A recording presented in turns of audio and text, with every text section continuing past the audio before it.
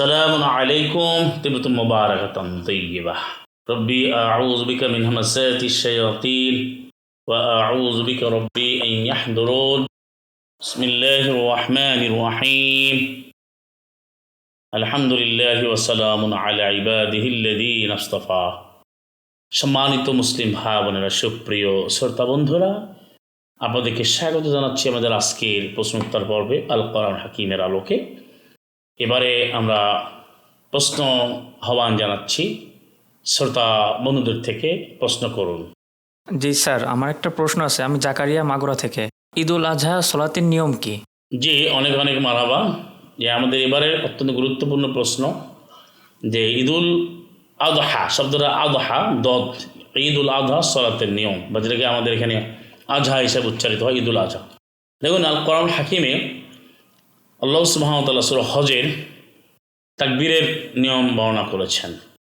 সলাতের পদ্ধতি কোরআনের সবিস্তার আলোচিত হয়েছে। সূরাতুল বাকারা সূরা নম্বর 2 আয়াত হচ্ছে 239, ফাজকুরুল্লাহ, তোমরা আল্লাহ স্মরণ করো, কামা আল্লামাকুম, যেভাবে তিনি শিক্ষা দিয়েছেন। আল্লাহ যেভাবে শিখিয়েছেন সেভাবেই আল্লাহকে স্মরণ করতে হবে, সলা কায়েম করতে হবে। সূরাতুল বাকারা সূরা নম্বর 2 আয়াত 198-তে বলছেন, ওয়াজকুরুহু কামা হাদাকুম, তোমরা তিনি আল্লাহকে স্মরণ করো, তিনি তোমার যেভাবে পথ নির্দেশ করেছেন, শিক্ষা দিয়েছেন। এবারে ঈদুল আজহার যে সলাতের যে প্রচলনটা রয়েছে, যেমন ঈদ শব্দটা কোরআনে একটি জায়গায় আসছে, সূরা মায়দা 5 নম্বর সূরার 114 নম্বর আয়াতে, যে তাকুনুনা ঈদাল আউয়ালিনা আল্লাহুম্মা রাব্বানা আনজিল আলাইনা, এখান থেকে মায়দা মানে সামাই, যে হে আমাদের রব, আপনি আকাশ থেকে মায়দা খাদ্যবর্তী পাত্র নাজিল করুন, যেটা আমাদের ঈদ হবে। ঈদ হচ্ছে এখানে বারবার যে শিক্ষণীয় দিকটা আসে, কিন্তু কোরআন মাজিদে কোথাও ঈদুল আজহা নামে কোনো সলাত এভাবে নির্ধারণ করেননি, আল্লাহ নাজিল করেননি।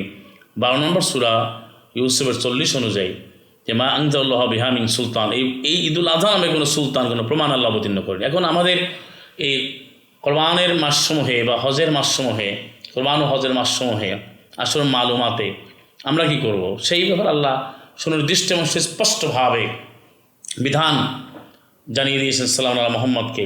তার অনুসরণে আমাদের আমল করতে হবে। সূরা হজ 22 নম্বর সূরা 37-এ 37-এ, সূরা হজ 22 নম্বর সূরা 37-এ আমাদের যে দায়িত্ব সেটা হচ্ছে লিতুকাব্বিরুল্লাহ, আমাদেরকে মুসলিমরা ঐক্যবদ্ধ হয়ে লিতুকাব্বিরুল্লাহ, আল্লাহ সুবহানাহু ওয়া তাআলা বলছেন আলা মা হাদাকুম লিয়ানালু লুহুমহা, যেটা 22 নম্বর সূরা 37-এ বলছেন যে তোমরা যে কোরবান করো, যে পশুকে আল্লাহর নামে জবাহ করো, তার গোস্তসমূহ তার রক্তের কোনো উপকারে আসবে না, আবার আল্লাহ চাচ্ছেন কোনো কল্যাণ নাই, আল্লাহর কাছে কোনো পৌঁছবে না, আসবে তাকওয়াটা, আল্লাহর বিধিবিধান মানার যোগ্যতা।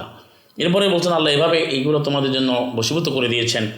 তুকাব্বিরুল্লাহ আলা মা হাদাকুম ওয়া বাশশিরিল মুহসিনিন, তোমরা তাকবীর দিবে বারবার, যেভাবে আল্লাহ তোমরা শিখিয়েছেন তার উপর ভিত্তি করে। আল্লাহ যেভাবে হাদাকুম শিখিয়েছেন, যেটা বাকারা 198 তোমরা পাঠ করলাম। তাহলে আল কোরআনের আলোকে ঈদুল আজহা নামে কোনো সলাত, যেটা আজকে 6 তাকবীর না 12 তাকবীরের তর্ক বিতর্ক মাযহাবি ফিতনা কোথাও নাই। কোরআনে আছে তাকবীর এবং শেখানো পদ্ধতি। আল্লাহ সুবহানাহু ওয়া তাআলা আমাদের যেভাবে শিখিয়েছেন সেভাবে আমরা এই হজের মাসগুলোর মধ্যে, হজ ও কোরবান মাসগুলোর মধ্যে, আইয়ামে মালুমাত, নির্দিষ্ট দিনগুলোতে মাসগুলোর মধ্যে আমরা ঐক্যবদ্ধ হয়ে আল্লাহর শেখানো পদ্ধতি অনুযায়ী আমরা তাকবীর দেব। আল্লাহর শেখানো পদ্ধতি যেমন সলাতে ওয়াস্তাইনু বিস-সাবরি ওয়াস-সালাহ, বাকারা 2-45, আমরা সলা করে, আর সলাটটা সবই জোড়া জোড়া 2-2, আমরা দুটো সলা করে তাকবীর দেবো, এটা আমরা নির্দেশিত। আমরা সাল্লাল্লাহু আলাইহি মুহাম্মদ যেভাবে আদিষ্ট ছিলেন। কিন্তু বর্তমানে ঈদুল আজহা নামে কোনো সলাত এবং 6 তাকবীর 12 তাকবীর বা এখানে যেতে হবে এবং এর বিধিবিধানটা আল্লাহ দেননি, বরং আপনাকে এই মাসগুলোতে এখানে তাকবীরের নির্দেশনা দেওয়া হয়েছে, যে বারবার তোমরা তাকবীর দিবে আল্লাহর শেখানো পন্থায়।